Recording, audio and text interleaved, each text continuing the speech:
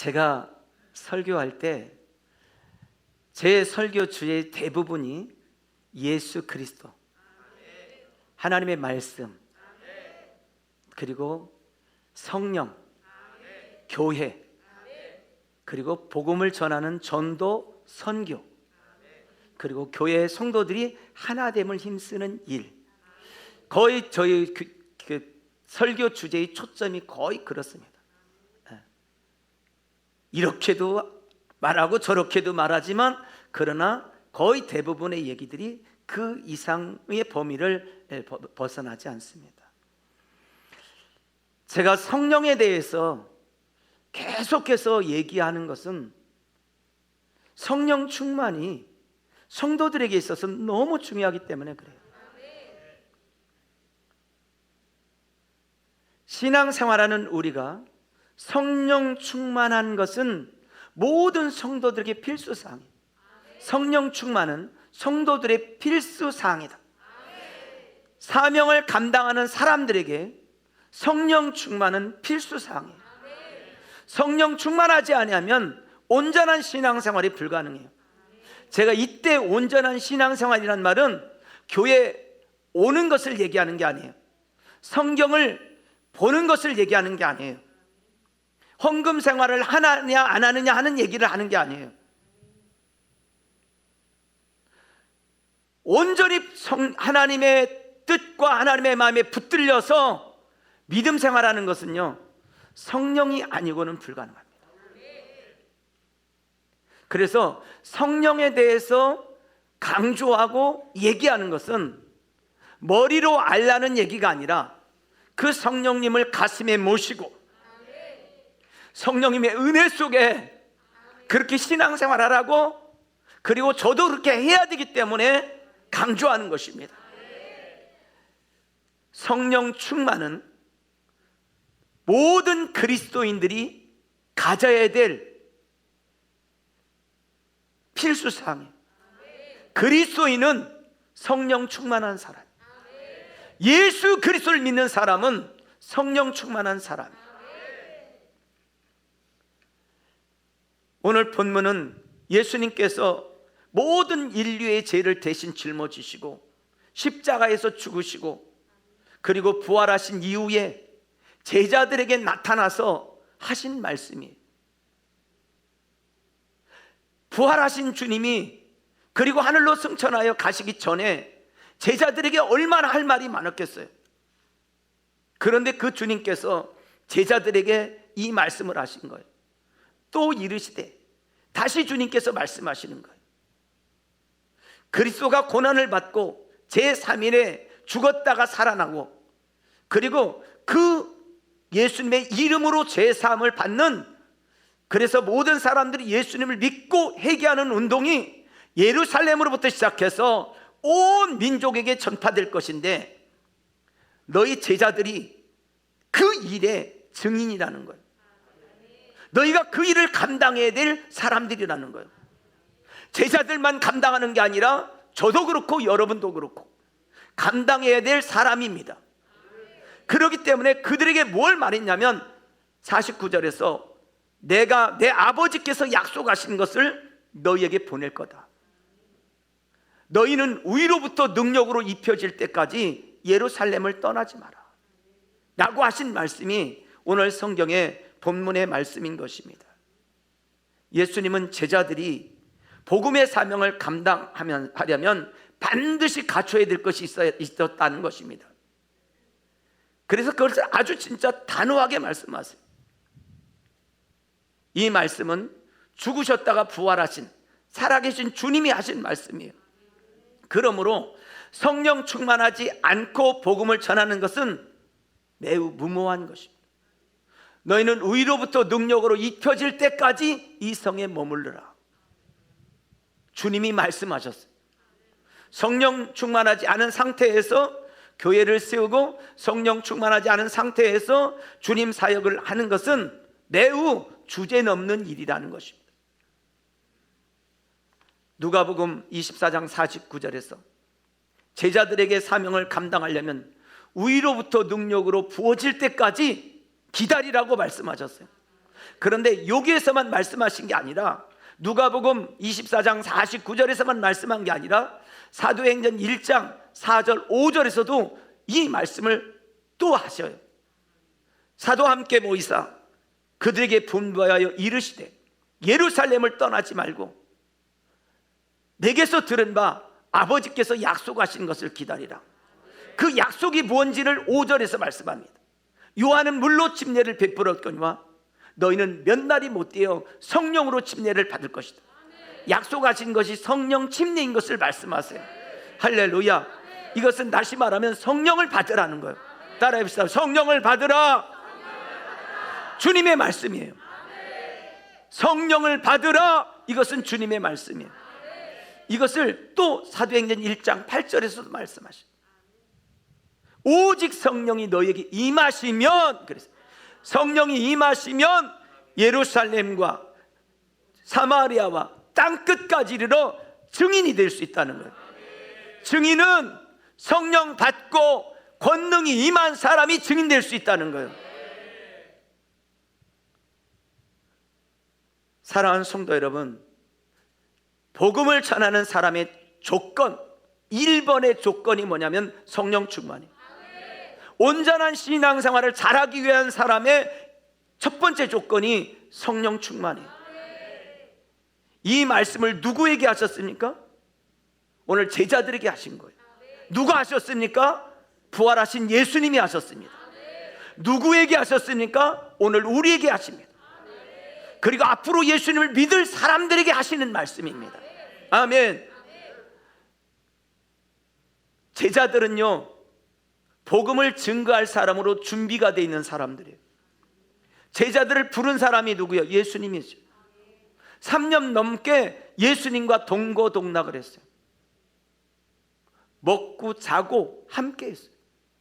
예수님의 모든 사역을 가장 가까이에서 지켜봤어요. 예수님이 기적을 베풀 때 기적을 봤어요. 아픈 자를 치료할 때 치료 현장에 있었어요. 예수님이 빈들에서 복음을 전하고 오병이어의 기적을 베풀 때 그곳에서 그것을 봤어요. 풍랑을 만나서 어려운 가운데 있을 때 풍랑에서 어떻게 위기를 극복하는지도 보았어요. 뿐만 아니라 예수님이 죽으시고 부활하시고 그리고 승천하는 모습까지 다 보았어요. 그러면 그 일의 증인으로서 부족함이 없죠. 완벽하게 갖춰졌어요. 그런데 주님께서는 뭘 말씀하시냐면, 그런데 너에게 부족한 것이 있다는 거예요. 부족한 것이 있다. 그것이 뭐냐면 성령을 받으라는 거예요. 성령 충만을 받으라는 거예요. 위로부터 능력으로 입혀질 때까지 기도하는 일을 중단하지 말라는 거예요. 사랑하는 성도 여러분, 신앙생활 잘하고 싶죠? 믿음으로 살고 싶죠? 사명을 잘 감당하고 싶죠? 비결은 성령 충만입니다. 여러분들 중에 신앙생활 잘해보고 싶지 않은 사람이 어디 있어요? 저도요, 사명을 정말로 잘 감당하고 싶어요. 그런데 감당하고 싶다고 해서 감당해야 되는 게 아니더라고요. 신앙생활 잘하고 싶은 마음 가지고 신앙생활을 잘할 수 있는 게 아니에요. 그게 뭐냐? 비결은 성령 충만이라는 거예요. 성령을 받을 때까지 이 성을 떠나지 말라고 말씀하셨습니다. 사랑하는 성도 여러분, 성령 충만하십시오. 성령으로 충만하여 사명을 감당하십시오. 성령 충만하지 않고 주의 일을 하는 것은 가장 무모한 것입니다. 제가 교회 안에서 가장 무서운 사람이 누군지 아세요? 성질이 나쁜 사람이 무서운 게 아니에요. 어떤 사람이냐면요, 성령 받지 않는데 교회를 너무 열심히 하는 사람이 제일 무서워요. 성령 받지 않았는데 헌금을 막 무저기로 하는 사람 제일 무서워요. 왜냐하면 성령으로 하지 아니하면요, 자기 의의를 드러내. 교회에서 잘난 체를 많이 해. 아는 체를 많이 해. 그런데 성령 받고 나면요, 사명은 이따만큼 감당했는데 그 사람은 없어. 누구만 있냐? 예수님만 계셔. 사람이 감당한 그 사명을 감당한 그 사람은 없고 그 일을 통해 예수님이 드러나. 그런데 성령 충만하지 않으면요, 그 사람의 일만 부각돼. 그래서 교회는 열심으로 일하는 게 아니에요. 자기의 실력으로 일하는 게 아니에요. 물질로 일하는 게 아니에요. 그거는 세상에 사는 일이에요. 교회는 성령 충만해야 돼. 할렐루야. 성령 충만으로 사명을 감당합시다. 시작. 아멘. 할렐루야. 성령 충만은 절대적으로 필요한 것입니다. 사명을 감당할 때 온전한 열매를 맺는 비결은 뭐냐? 성령 충만이에요. 일은 했는데 결과가 없어. 그건 성령 충만하지 않아서 그래. 아니면 하나님의 뜻이 아니든지. 여러분, 왜 오늘 저는 성령 충만을 강조하냐? 예수님이 누구요? 하나님이시오. 하늘 보좌를 버리고 이 땅에 오신 분이 예수님이시오. 그 예수님도 공생애를 시작하면서요, 성령 충만으로 시작했어요. 성령의 능력으로 그 일을 감당하셨어요. 성경 보겠습니다. 사도행전 10장 38절. 나사렛 예수에게 성령과 능력으로 기름 붓듯 하셨으며, 기름 붓듯 하셨단 말은 성령 침례를 예수님이 받으셨단 말이에요. 그가 두루 다니며 선한 일을 행하시고 마귀에게 눌린 모든 사람을 고치시니 이는 하나님이 뭐 하셨다고요? 함께 하셨으면. 할렐루야. 성령 충만은 하나님이 함께 하시는 증거예요. 하나님이 함께 하신다는 사실을 확신하는 사람은 누구냐? 성령 충만한 사람. 여러분 보세요. 성령 충만하면요, 하나님이 함께 하시는구나, 강하고 담대하죠. 그게 성령 충만할 때 나타납니다. 성령 충만은 하나님이 함께 한다는 증거인 것입니다. 자, 누가복음 3장 21절 22절에 보니까 백성이 다 침례를 받을세 예수도 침례를 받으시고, 예수님도 침례를 받으셨어요. 기도하실 때, 침례 받고 기도하실 때에 뭐가 열렸냐? 하늘문이 열렸어요. 하늘문이 열리면서 성령이 비둘기 같은 형체로 예수님 머리에 임하셨어요. 할렐루야. 자, 이렇게 성령을 받으신 사건을 4장 1절에서는 어떻게 표현했냐면, 예수님께서 성령의 충만함을 입어 요단강에서 돌아오셨다고 그랬어요. 하늘문이 열리고 예수님은 성령을 충만하게 받고 공생애를 시작한 거예요. 예수님도 공생애를 뭐로 시작했냐? 성령 충만함으로 시작했다는 거예요. 물론 예수님은 성령으로 잉태하셨죠. 예수님은 성령을 빼면 사실 예수님 자체를 말하기가 어렵습니다. 그런데 성령 충만 받고 공생애를 시작했어요. 예수님 공생애 3년 하는 동안에 성령 충만으로 시작을 하셨습니다. 자, 누가복음 4장 14절에도 예수께서 성령의 능력으로 라고 그러죠. 성령의 능력으로 갈릴리로 돌아가시니까 그곳 가는 곳마다 기적의 역사, 놀라운 역사들이 일어나니까 소문이 나기 시작했죠. 여러분, 기적은 언제 일어나냐? 성령의 능력으로 역사는. 성령 충만하면 기적은 일어납니다. 아픈 자는 치료됐습니다. 문제 있는 데 해결됩니다. 뭐 할 때? 성령 충만하면 가능합니다. 성령 충만이 답인 것입니다. 할렐루야. 이것을 누가복음 4장 17절 19절에도 18절 이후에 보면 뭐라면, 주의 성령이 내게 임하셨으니, 성령이 임하면 가난한 자들에게 복음을 전한다는 거예요. 할렐루야. 그리고 내게 기름을 부으시고, 기름 부었단 말은 물 붓듯 기름 붓듯 부어졌단 말은 성령의 침례를 받았다는 거예요. 성령의 침례가 부어지니까 포로된 자에게 자유를, 눈먼 자에게 보게 함을, 눌린 자를 자유케 함을, 주의 은혜의 복음을 전하는 역사를 이루었던 거예요. 자, 우리가 왜 강하고 담대하게 복음을 전하지 못합니까? 성령 충만하지 않기 때문에 그래요. 왜 어떤 일을 하려고 할 때 주저주저합니까? 성령이 충만하지 않기 때문에 그래요. 신앙생활 잘하고 싶습니까? 아멘. 크게 할렐루야. 사명을 잘 감당하고 싶습니까? 그러면 우리의 모델이 누구예요? 예수 그리스도. 예수 그리스도가 우리의 모델이세요. 그분을 따라가면 돼. 여러분, 우리는요 예수님 따라하면 돼. 여러분은 예수님 따라쟁이야.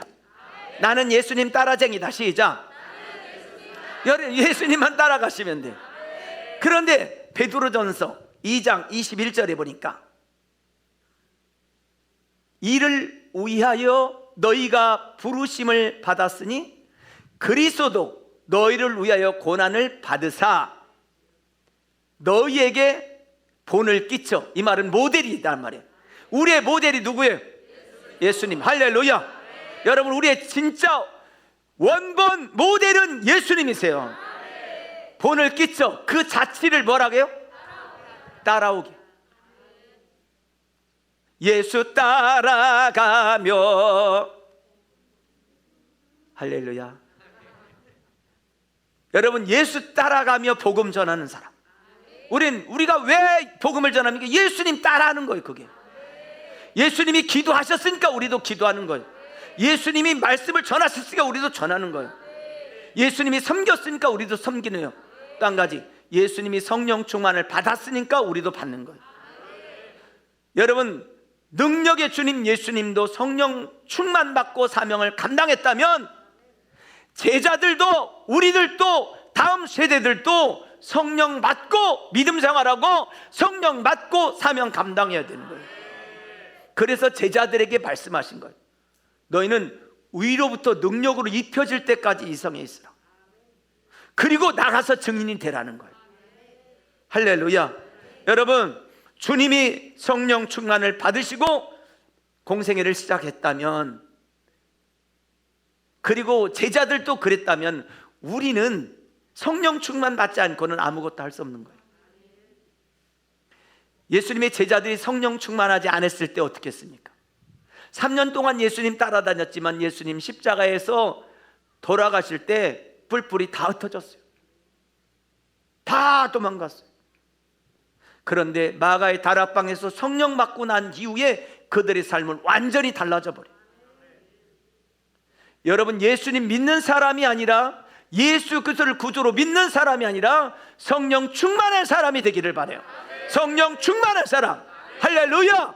성령 충만해. 성령께서 머리부터 발끝까지 생각과 나의 신경까지도 주장하셔서 오직 주님의 영광을 드러내는 사람으로, 그리스도인으로 살기를 주의 이름으로 축원합니다. 할렐루야. 성령의 기름 부으심이 있어야 된다는 거예요. 여러분, 초대교회 성도들은요, 사도들은, 초대교회 사도들은 예수님 믿는 사람들이 있다고 하면 그곳에 가서 가장 먼저 점검한 것이 있습니다.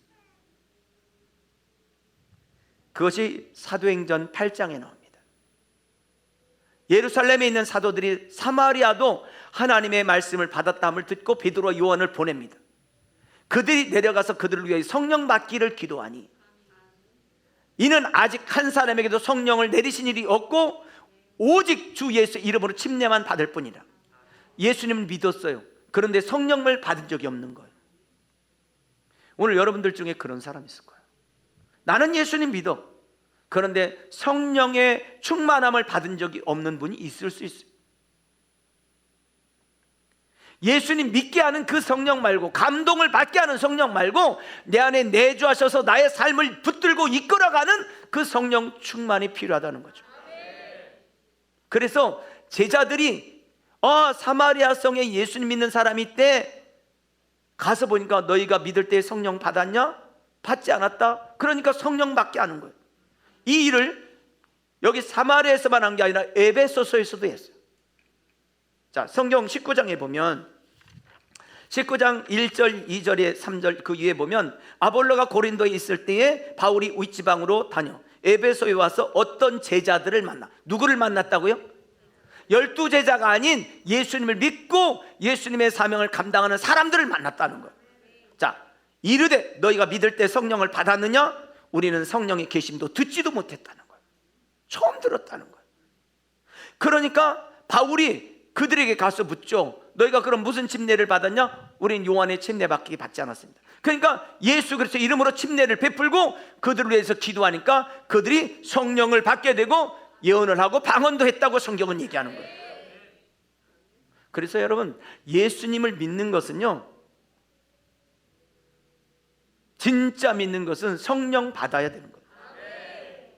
너무너무 중요합니다. 할렐루야.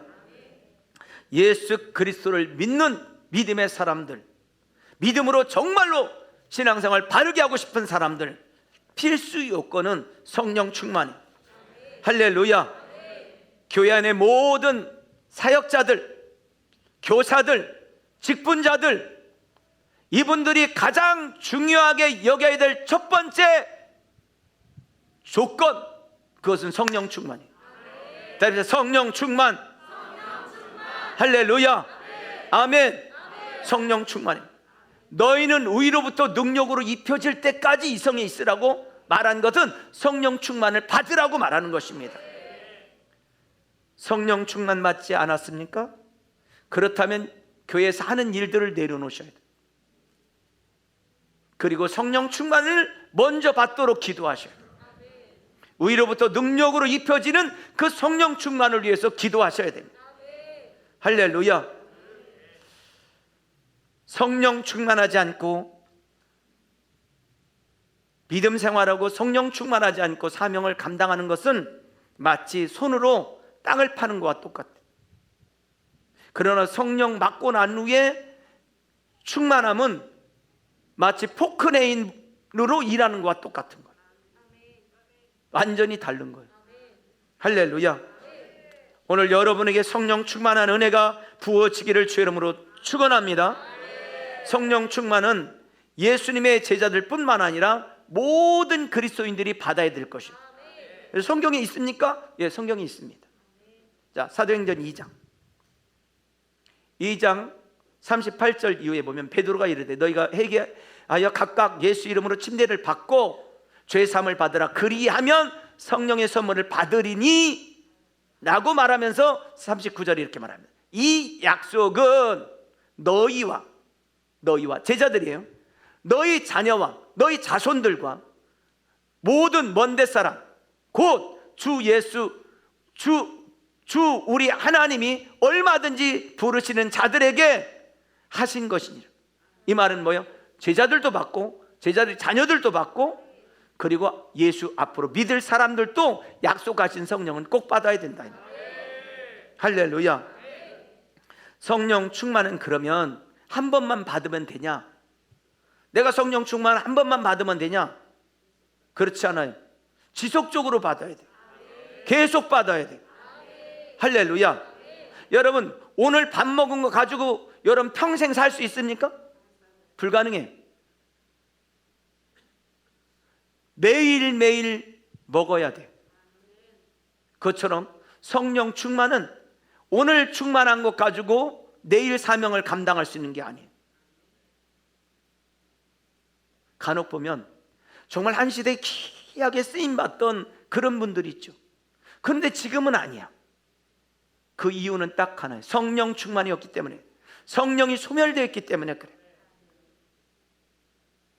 교회 중직자들 명심하셔야 돼요. 지금 기도하지 않고 있다면 성령 충만하지 않은 거예요. 예전에 충만한 것 가지고 지금 일하려고 대들면 안 돼요.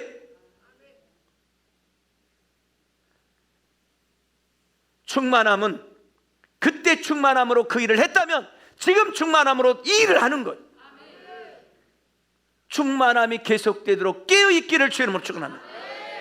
예루살렘 성에 뭐하라고 머물러 있으라고 말했어요? 기도하려고 머물러 있으라는 거예요. 기도하라고. 할렐루야. 사도행전 2장 4절에 보니까 그들이 다 성령의 충만함을 받고 성령이 말하게 하심을 따라 다른 언어들로 말하기를 시작했다. 4장 8절 베드로가 성령이 충만하여. 마가다라 방에서 충만했던 베드로가 4장 8절에서 또 충만함을 받았어.